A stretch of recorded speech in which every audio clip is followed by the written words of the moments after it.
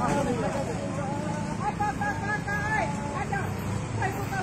kamu mau ke rumah sakit apa, Pak? Ibu Pak.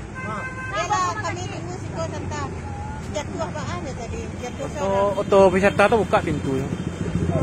Jatuh ah.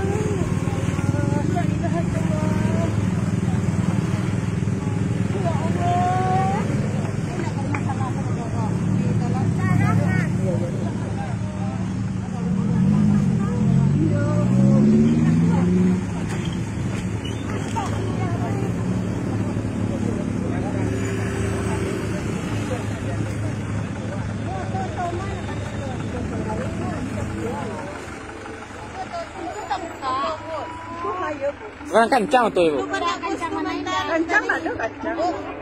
Oh ini sandar ke pintu mungkin ya?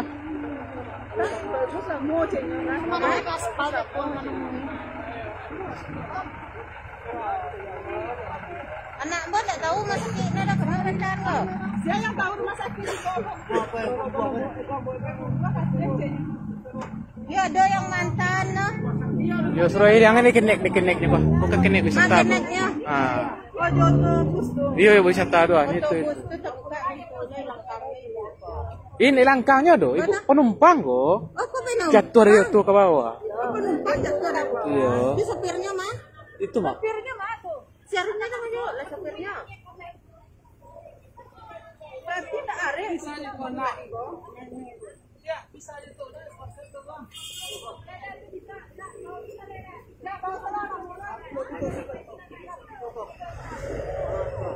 Tunjukan rumah sakitnya nama tak tahu dah. Suruh ini yang dikenek apa kok orang?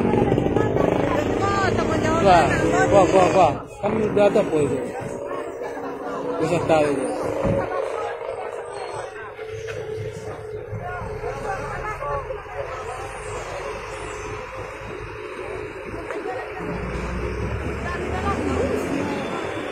Hah?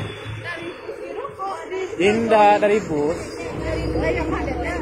Pintu kon are.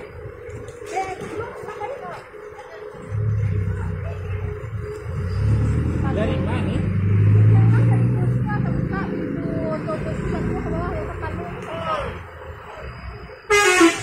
Sudah hilang deh ya ponyos. Ah.